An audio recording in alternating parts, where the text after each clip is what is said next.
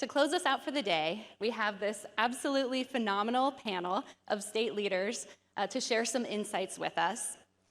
And this is really a big deal. This is a first for CSEdCon and probably a first for CS Education to have this many state leaders talking together about computer science education. It is absolutely thrilling, and I'm so glad that you all will be here for it.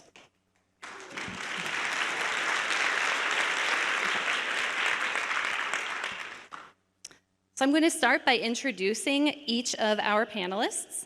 So when I say your name, just give a quick wave to the audience, and folks will save our applause until all of them have been introduced. So first I want to mention a couple state chiefs who were meant to be here but couldn't be here for this panel. Secretary Manny Diaz from Florida was here earlier today for a conversation, unfortunately had to go to a prior commitment for this afternoon. And Dr. Penny Schwinn from Tennessee also wasn't able to be here, but had planned to be here, and you will see her on the slide. So she is unfortunately not here. All right, so who we have? Dr. Angelica Allen McMillan of New Jersey, Superintendent Kirsten Baszler of North Dakota, Superintendent Jillian Balo of Virginia, Superintendent Joan Ebert from Nevada, Dr. Daniel French of Vermont, Dr. Christina Grant from DC, Superintendent Johnny Key from Arkansas, Dr. Eric Mackey from Alabama, Commissioner Pender Macon from Maine, Secretary Tiffany Sanderson from South Dakota, and Superintendent Molly Spearman from South Carolina. Let's give them a warm welcome.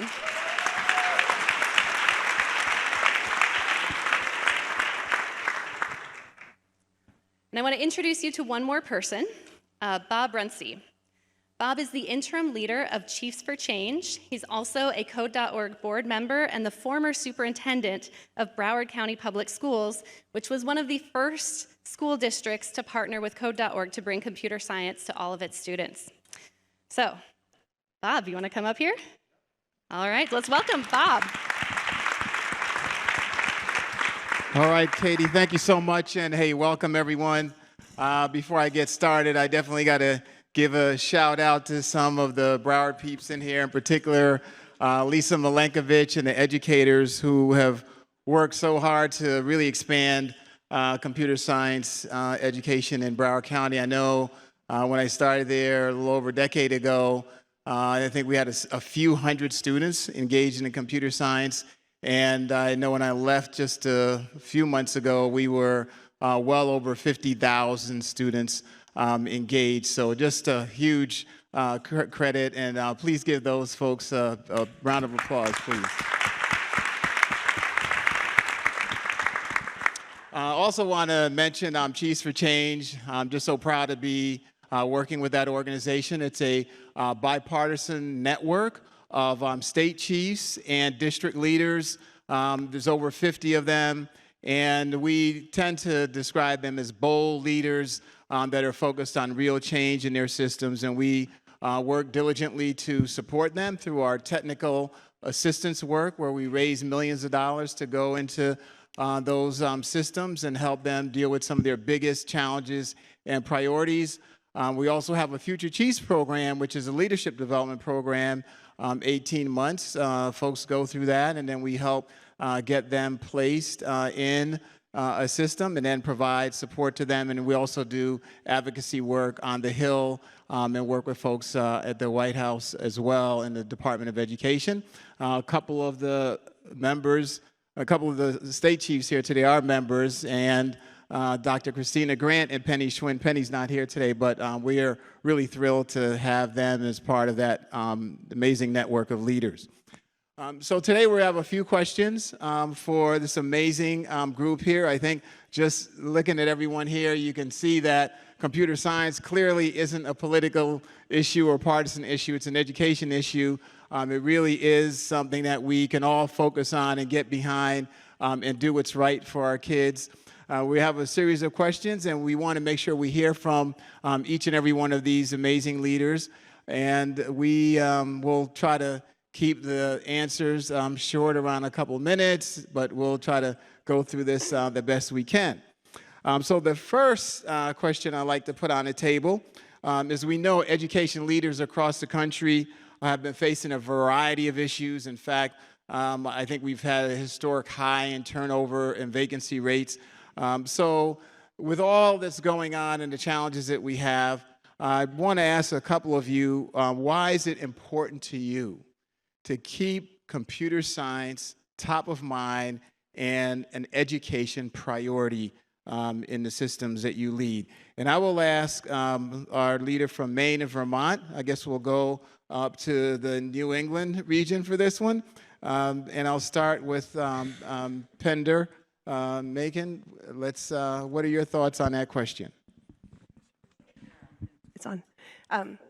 Well, I didn't want to take Dan's talking points on this one, but we, of course, want to have our students in Maine and across the nation to have every competitive opportunity in the increasingly global competitive environment that they are facing when they leave school. Additionally, we want our students to have those critical thinking skills and the curiosity, the iterative design, and all of those other types of skills that students gain when they are involved in computer science. I would say, above all, there is the sense that they would face the inevitable challenges in computer science and in creating programs that will do and change what is happening right in front of their eyes. That fosters a sense of optimism and creativity when they face challenges throughout their lives. And so it's a great way to have students lean into agency and creativity. And finally, I guess I would say that in a world that is increasingly nebulous when it comes to truth, and where much of the truth that we all absorb or think that we are hearing is provided to us through technology permeating every aspect of our lives, our students need to understand the principles and the processes that underlie that which is presented to us all, where we are getting the information that creates the notion of truth. I think that is one of the most critical pieces. We need them to understand all of that deeply. All right. Thank you, Pender. Ain't that the truth? All right. Dr. French, what would you like to add to that? Yeah, she said it all pretty much. But I would say, I would agree. And we do work closely together, Maine and Vermont. I think demographically we're two of the oldest states from a population perspective. And I would agree our education systems are very similar, heavily local control. And we've certainly had our challenges as a result of the pandemic. But I would also say that I think there's a lot of opportunity. And in particular, I think there's opportunity around the system probably being more open for structural change than it ever has been. So I think it's important, particularly with computer science, as we've seen today with the conference, there's a lot of consensus, there's a lot of urgency, there's a lot of collaboration happening. Computer science can really help advance those structural changes now to make our education system more responsive to the personal learning needs of students.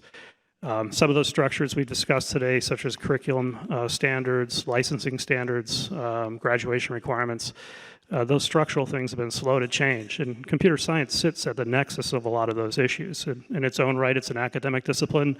To a certain extent, it's a creative art. But it does call into question, I think in a positive way, some of our more rigid categorizations of the academic structures in K-12 education. I think computer science is also important to shine a light on some of the opportunity gaps and what I think we notice in rural parts of northern New England, what I won't call aspiration gaps, but aspirational limitations. I think we all saw when our systems literally pivoted overnight into remote learning, the equity gaps that are out there. They existed prior to the pandemic. But what we increasingly notice, I think, in our rural states, and this is probably true in any student population that feels disenfranchised or disconnected to our modern economy, our students don't often have a sense of the possibilities of the future. And I think computer science today can really serve an important inspiration function for them. I think too many of our students are passive consumers of technology, and computer science can provide them the tools to empower them to, we'd say in Northern New England, look under the hood, or maybe tinker. I don't know if you're familiar with tinkering. That's a Northern New England phenomena. I certainly wouldn't advocate for tinkering as a graduation standard, but I think we could certainly harness the energy behind tinkering and wrap some formality and make computer science the new tinkering to empower our students to create better lives for themselves, their families, and their communities. Thank you. So the next one I'll have for Kirsten and Jillian. You guys are sitting right next to each other, so that'll work. Kirsten, I think I'm correct. You're going to be the incoming president of the National State Superintendents Association. So congratulations to you on that. You couldn't find a better person to do that. You've had a really great track record in North Dakota. So both of you have been longtime supporters of computer science. And what I'd like to know, and I'm sure the folks sitting out in the audience would like to know, are what are some of the most effective things that you would recommend state leaders can do to promote computer science, especially as you think about how do you work with districts, provide incentives to them, et cetera. What are your thoughts on that? Thank you. First, thank you for those kind words. Bob, thank you for facilitating this, and a thank you to Code.org for convening this and bringing us all together and consistently having this very important conversation among all stakeholders, so I appreciate that. As I was thinking about this question, what did we do? What did I do as a leader? I think the answers, as I was going through, I like to do things in three. So there's three pieces of advice. And this is not just to us as state chiefs. I think this holds true for any leader. If you are a leader out there, if you're a district leader, if you're a building leader, if you are a division leader, a department leader, I think the first thing that you should do is use your voice. Use your voice to lift up, to communicate, to educate, develop that 30-second elevator speech. Tailor that 30-second elevator speech to the passions and the motivations to the audience that you're speaking to, and make sure that you're doing that often and with passion. So using your voice is one thing. The second thing is use the authority that you already have. There are all sorts of barriers out there that could exist to getting in the way of progressing and making gains on these issues. But each of us as leaders, have the authority. And that's one of the first things that we did in North Dakota as we looked at the 9 policies that were recommended by Code.org. Which one of those needed action by someone outside of our department? We set those aside a little bit, and then we worked on the ones that did not need action outside of our agency, outside of our authority, and we made those changes, all of those changes that were within our authority first. The final thing that I would say is don't go this alone. Find partners. We would not have been able to accomplish what we've accomplished so far in both the momentum and the actual policy change without Code.org and other partners, with partners within our state, other state agencies, commerce, our IT. Again, Code.org was with us every step of the way, and I can't be more grateful. I can't say enough words of gratitude to them for that. But don't try and do this alone. Find those partners that share the intersections of need within your ecosystem, and lean on them and share the challenges and the credit when you are triumphant. Jillian? Well, that was a wonderful answer, Superintendent. So I'd love to just say ditto, but I better add a couple more things to that. And I think I'll just start with this. You know, as state chiefs, we have so many opportunities to get out and about in classrooms. And when you see great computer science instruction happening at any grade level, you know right away. I think one of the most compelling cases for computer science, or one of the most compelling examples of computer science, is when an elementary teacher is teaching algorithmic thinking unplugged. And so one of the, I guess, maybe pieces of advice that I have is that if you have reluctant computer science stakeholders, take them to a classroom. And it's one thing to go to a high school classroom where kids are working on apps or like literally working on computers. It's quite another to see a grid drawn on a kindergarten floor and students figuring out with each other or solo how to move from one side of the grid to the other, and that's coding.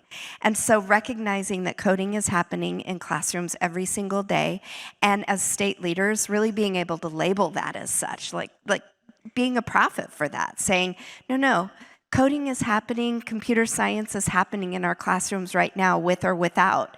But then the next step, and maybe the deeper step, is what Kirsten said, recognizing the partners that you need to bring you along to help codify that with the 9 policy areas, with standards, with professional development and daily practice in the classroom. And the partners are in all shapes and sizes. Kirsten named them all, and I have to say that every other content area is kind of plug and play. We know how to do, for example, standards for reading and language arts. Not so much with computer science, and so we have to tap into some partnerships that maybe we have not historically had. Code.org has been a huge partner with us, and when Sean first came to Wyoming, where I was a state chief before Virginia, we had a conversation. You're not a lobbyist, you're not a vendor, you're a partner. You're a thought partner. You are an implementation partner. In fact, Code.org, and Sean in particular, was the first person from out of state that we ever put on a committee to help us develop our standards in Wyoming for computer science. That's how deep the partnerships need to run with higher education, with business and industry, with school districts, with legislators, and with others. And then finally, I would just add that I think a lot of us have maybe tried some initiatives but haven't quite nailed them. And it's important as state leaders and as school district leaders that we are really thinking about the infrastructure with a computer science plan and with what the long-term goals are around computer science. And, sometimes that's a little bit of an afterthought for us as leaders because there's a lot of glitz and glamour in computer science that's easy to distract us from what we need to do as leaders, which is building that core, building that infrastructure. All right, well, thank you both. So definitely make sure you have infrastructure, but don't build it alone. Look for some help and some partners out there. Well, I've been in the room with all of these leaders earlier today, and I can tell you they're a very supportive set of colleagues. They share ideas, best practices. They want to help each other. But I know you all like to compete against each other, right? So what I'd like to ask Tiffany is, what's one thing that you've done really well in South Dakota that you'd like to brag about here in front of your colleagues in this fine audience that we have? I'm happy to take you up on that offer. I think the biggest thing that we've done is think big and then build the education system around it to support students in a big pathway. So I'll take you back to April of 2019, my first day on the job with Governor Noem. We jumped across the state to Madison, South Dakota, where Dakota State University is, and had a conversation with President Jose Marie Griffiths, and she laid out for us her vision for a brand new industry in the state, cybersecurity. It was a great day, thinking really, really big about what can we do to build a whole new industry in the state. And I'll fast forward you now to March of 2020. This last March, Governor Noem signed a $90 million package, public-private partnership, to start a new industry. So that $90 million is going to build a research lab for cybersecurity in South Dakota. It's doubling the size of our cybersecurity programs at the college level, and it's making dual credit computer science coursework available in every high school across the state. So through this dual credit program, isn't that awesome? Yeah, so exciting. Through this dual credit program, we're calling it the Governor's Cybersecurity Academy. Not only are our high school students learning directly from world-renowned college faculty in computer science, they're getting peer mentorship from college students who are in computer science classes, so they've got that support network as they're taking these challenging courses. And we're building a digital simulation lab so that students are building skills in safe environments through their learning. So super excited that this investment is helping us go big. And then on the other end of the system, we're pairing that with initiatives in K-5 STEM education, heavy in computer science standards, professional development, certification for our K-12 teachers to make sure from the earliest days, a kindergarten student has the opportunity to be aware of and build an engagement with computer science. So very excited to go big and build the infrastructure around the whole system. Oh, thank you. I thought things were a little quiet out in South Dakota, but you guys are busy. All right. Well, you know, I think there's at least 5 states who have made computer science a graduation requirement. South Carolina has certainly done this for a number of years. They've been kind of leader on that front. It's certainly one of the hallmarks of maturity and making some really great progress at a state level to move computer science forward. So I'd like to ask Molly, you know, what have you kind of learned during that time, and specifically, what type of outcomes have you achieved in South Carolina after having moved and been doing this work for so long? Thanks, Bob. And I give a big shout out to the team from South Carolina who has had great vision. Actually, I was around in 2005, not in this job, but serving as a lobbyist at the Department of Education. And even a few years before that, when we began the effort, it was through the Education Economic Development Act. Johnny, you mentioned that earlier today. And we've come an awful long way. Our outcomes are students learning and being engaged in computer science. One of our outcomes that we're most proud of, if you saw in the report today, we have solved the gender gap. All of our girls take the courses, they're involved, there's STEM programs all across the state, and we are so thrilled and proud of that. I think I was inspired Monday. That was only 2 days ago, but we had our computer science summit in Greenville, South Carolina. Governor Hutchinson came over from Arkansas, and our governor was there with us. The hit of the day, though, were the 4 students who were on the stage. And South Carolina is a state of really 2 South Carolinas, very affluent, fast-growing, world-class schools, world-class industry from all around the world. And then there's rural South Carolina with little industry and lots of poverty. But to be able to see that those 4 students on the stage represented both sides of South Carolina, and they represented students who were so excited and engaged. And I really think we've saved students, we've saved lives, and definitely changed lives because we require this and because we're making the access, we're making it available to every child in South Carolina, no matter where they live. And that's the most important thing. Some students come running to participate because their parents can tell them about the opportunities and they know why this is a good thing for them to be involved with. Other students need us to light that spark. And that's the most important thing. But to see those young men and women who, quite honestly, most of them have never traveled outside the state, maybe not even outside their county, to talk about that they want to go to MIT, or they went to a program at the University of Texas. I'm trying to, now I was worried about that on the way home. We don't need them leaving the state. Kind of upset about that, but to see how engaged they were, and that in our small rural state that we have required this opportunity and giving the access. Now we've got a ways to go and working even harder, but we're committed to that. And Code.org has held our hand all the way through, and we appreciate that, but we've got more to do. But it is really seeing, the greatest thrill is seeing the students and the possibilities that they have now for their futures. Thank you, Molly. Just a great answer. You know, sometimes when we do this work, we're always trying to find data points and measures of how it's going. But, you know, ultimately, it's about how this impacts human lives and the stories around that. And so we always need to keep that in mind. So thank you, Molly, for reminding us of that. You know, Arkansas and Nevada have also have graduation requirements, and they've also implemented 9 the 9 recommended policies out there as well.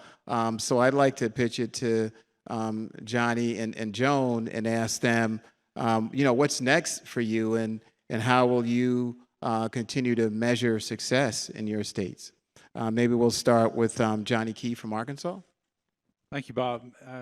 That's a great question, and that's a question that probably many of my colleagues up here ask our seniors every year. When we meet a senior student, we say, what's next? I used to say, where are you going to college? And, now I just say, what's next? Because there are so many different avenues for students to pursue post-secondary. And that's one of the things we need to do in Arkansas now that we have that graduation requirement.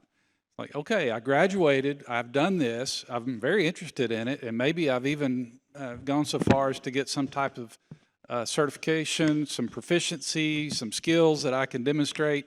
What do I do with it now? What do we do to create those pathways? So we are working to take those next steps, working with higher education, working with industry. We have a pretty robust defense industry sector in our state, looking for opportunities to connect students to those pathways. You may have heard of Walmart. That's in Arkansas. And we know that Walmart has thousands of open IT data jobs every year that they can't fill. They can't fill them from anywhere. And a couple weeks ago, I was in Bentonville, spoke with a group of students, and they were describing their work-based learning opportunities that they have with Walmart.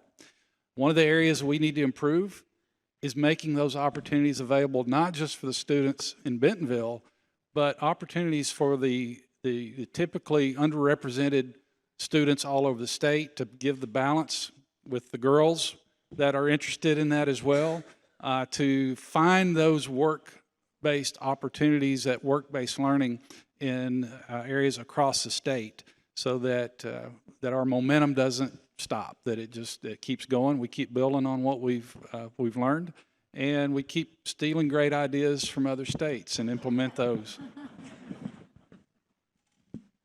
No competition there at all. We keep, we brought our flags to this conference, by the way. If you haven't seen Nevada's flags, they are up in the front table here, battle-born. I'm very fortunate that we also have 14 people from Nevada here at this conference. That's how invested we are in this work. One of them is our vice president of our State Board of Education, Mark Newbern. Mark. There you go. What's really nice, yes, please give him a round of applause. This is the work, and my colleagues talked about human capital, right? We talk about computer science, and some people are like, oh, computer science, it must be, something behind the curtain. But it really is. It's about people and who we are and where we're going into the future. And so I'm very honored that Mark led the work in our state to make sure that all 9 policies were adopted with our legislature. It was not an easy lift, but it was very intentional. And also, he is a computer scientist himself. Right? So leveraging intellectual capital that is there to make sure that it happens. So we have, as a state, all 9 policies in place, as well as the graduation requirement. For us now, those policies are there, but what is happening with our students in the classroom? We're digging deep with our team that is here, making sure that from pre-K all the way through 12 and then out the door onto higher ed, post-secondary work, that our students, that it is deep work that is happening in the classrooms. So policy, as we said, great, it's in place, but is it happening in the classroom, and what does it look like? I really loved when Jillian said making sure you're bringing people into the classroom as well. Our next phase is actually, and I know many of you, I lean on my colleagues who have had, I think Virginia's on version 4.0 of Profile of a Learner. And when we are going to move forward in that work, it is bringing our students to the table, bringing our business partners to the table, and building it from the ground up. And we know that computer science will be a major component of that work as we move forward. So building up, we had a conversation earlier about what assessments would look like in the future when you think about how computer science and all of that work can move it forward. There are such great opportunities at this moment in time. And in Nevada, we're hoping that you'll lead with us and partner with us to that next generation of not just saying computer science being added into or on top of, but developing from the ground up and leading to where we're going as a nation. Thanks, Jonah. That's a great reminder of a way to integrate this into everyone's thinking and a vision of what we want for our children is as you develop things like profile of a learner, profile of a graduate, that really can help really set the stage. And it's a great way to have a broad community and statewide conversations around this topic. Dr. Grant, congratulations on your start as a bold leader in DC. And I know there's one thing that you can certainly brag about, and that is that DC has the highest percentage of female students taking advanced placement computer science in the nation at 36%.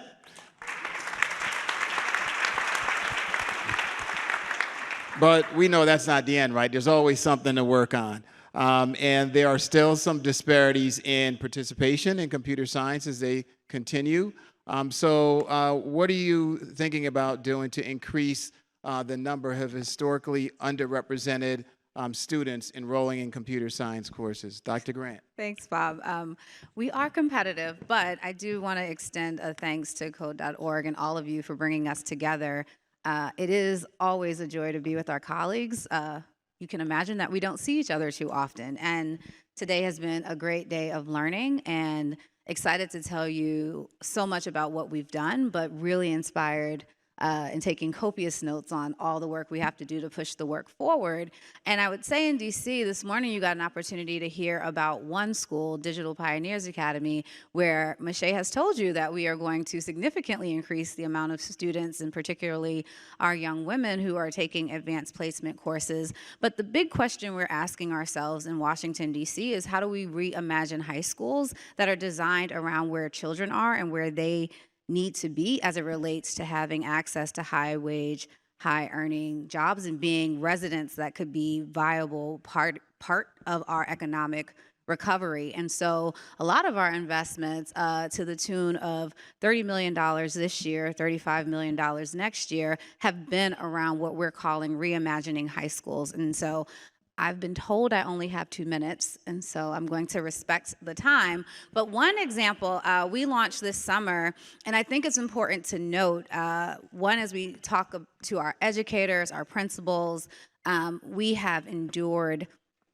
unbelievable realities over the last set of years. It is called a historic once-in-a-lifetime event for a reason, yet and still we drew a line in the sand and said, we know that our children need to have access to computer science education and be on pathway to earn credentials in cybersecurity, IT, ensuring, as Michelle said, that our students have access to computer science education, but they are also college and career ready. And so this summer, last month, we launched our Advanced Technical Center.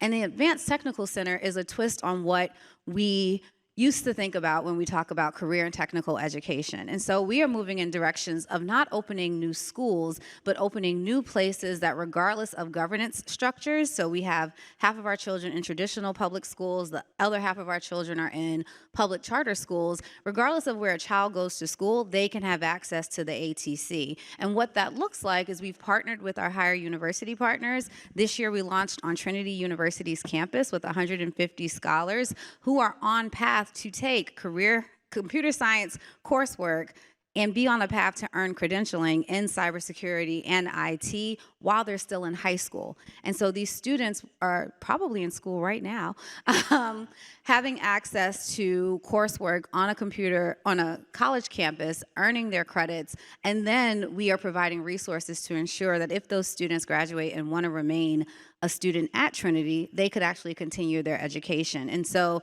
that's one example of a through line to how we're rethinking computer science education. And I'll tell you, this was a conversation we had earlier. There was so much it's so hard to think about something new as we navigate all the twists and turns. And I think it's been said over and over again, our target enrollment number for this fall was 50 students. And we stood up the program. Our university president was delighted to host our children on their campus. We had 130 children enroll all across DC, showing up in a wide array of uniforms before the school year started. So we launched this program before the actual first day of school. And all we did was provide the children with transportation, and they all showed up. And so it was a reminder that we are not designing the system for adults. We are designing our system for our children. And when we have the right designs in place and we have the right offerings, children will show up and exceed our expectations. And so we've already blown our target for FY23 and 24. And that tells us our children are ready to embrace the future, and we cannot be the barriers to their own success, because in fact, they will be taking care of us all one day. We have to make sure we get that right. Thank you, Dr. Grant. Just a great example. Kind of reminds me of this truism I have, which is talent is equally distributed, but opportunity not so much, right? And so by doing what you've just described, it's a way to create those opportunities for students, because we know if we give them those chances, they will be able to succeed. Alabama and New Jersey have also, well, they've implemented 7 of the 9 policies recommended by Code.org. And so I'd like to ask our folks from Alabama and New Jersey, what are some of the key lessons that they've learned for that? So Eric Mackey and Dr. Angelica Allen McMillan, I'll have you take the last, well, I guess next to our last question here. So Angelica, why don't you start? Wonderful. Well, thank you again to Code.org and to all of you for being with us today. As far as lessons learned, I am so pleased to share our success in taking off from the runway that we began paving the road on from 2018 with the formulation of our Computer Science Advisory Board. We brought together those who were willing, those who were interested, and those who were able. And from their work, a year later, we were able to produce a document that allows us to now in 2022 have computer science standards implemented in grades K through 12. And that was a long journey that took the corralling of many entities, but I want to acknowledge our State Board of Education for honoring the work set forward by Governor Murphy. When you think about advancing a new initiative, I go back to my days as a classroom teacher. There's always so much on the plate, and here comes another great idea, but I don't have room for it. And so the administration has worked diligently to remove obsolete items from the plate so that we have room for our new items. But that was just the beginning. We've worked with our regulatory officers to ensure that we are able to codify the needed licensure requirements for computer science teachers. So we started and said, hey, superintendents, if you have a teacher who is interested and meets your standards, offer a course in computer science, because we did not want to limit the possibilities. And looking at us today, we are scheduled for a May 2023 rollout of the certification at the high school level, as well as some endorsements for the elementary level. Our agency has also supported computer science initiatives with $2 million since 2018 in the annual budget. And so that has helped us to partner with institutions of higher education to form computer hubs. And to date, we've had approximately 700 educators take courses at these hubs. So we see that the teachers are interested. We know that the students are willing, but I have to acknowledge my team. We have Daryl here, who has served since its inception of on the advisory board since 2018, and we have Gilbert Gonzalez sitting here cheering me on the front row as our director of the Office of Innovation. And why am I raising their names? Because we work to identify the names of the teachers, of the students, and we are guided by the work of a teacher who said, I have this drive, but my administrator won't let me do this. And we need your help, State Department of Education. What can you do? And now we can say, we have answered the call by providing the standards that now clear the path forward for you to be innovative in your classroom. Thank you. Thank you. All right, we'll move from the Garden State over to Eric. To be last. There's everything, so much good stuff's been said already, but when you talk about lessons learned, like Angelica said, we've learned how to push things forward, and I would say one of the biggest lessons we learned was build a good team and build a team that's horizontal and vertical. So part of my team are here. I've got a couple of people from our department who are wonderful that work in career tech and in certification with us today. But we also have a big nonprofit in the state that does a lot of teacher education. We've got a couple of those folks here with us today. We identified a legislator early on when we passed the legislation who is not a computer science person. Somebody had a computer science person as their policymaker. Ours is a lawyer. But he really bought into the importance of teaching computer science, and he owns that topic. And every year he calls me and he says, Eric, are we getting enough for my project? Is there enough money in the budget? Do we need to do anything else? Do we need to tweak the law? So we built this team of policymakers, legislators. Our governor has really been out front taking the lead on it, our state school board. But then we had to build this vertical team too, because as we all know, you can do all the state policies and everything can look really good and you can have a lot of press conferences, but if the districts don't buy into it and the school principals and the teachers, then it never happens. And that's where we, again, built this really good team of going out into our schools and training people and getting people to buy into what we were trying to do to achieve. And now we've achieved all 9 of the Code.org policy goals. And we feel good about where we're going. We don't have everything in place. We want more students participating. We want to make sure that we're reaching our rural communities where they have fewer resources, and we don't want to leave them behind. We want everybody to catch this wave and move forward, because as we all know, this is it is the future, as has already been said out here. And you know, everybody here I know has had to build that team, and the folks who are here are parts of those teams because they believe it or they wouldn't be here. Well, thank you. I know it's toward the end of the day here, and we've got our reception and cocktail coming up soon. But I'd like you all to think about this. You've got over 40, district leaders here. I think there's over 60 regional organizations as well. So these are your folks, right? So if you could, in just a few words, like one sentence, each of you just go around and just leave them with an inspirational message to inspire them to continue to do this work amidst all the other challenges and everything they have. What would you say to them? We'll start in the back and work our way all the way back around to Dr. Grant. So I would say that in the history of mankind, there's always been times where someone decided what was important to teach their kids, their young people. And at some point in the history of this nation, we decided that 4 years of English and 4 years of math and 3 years of science, all of those things were important. This is the time that we as a society need to decide computer science needs to join all the rest of those subjects as a necessity for our students.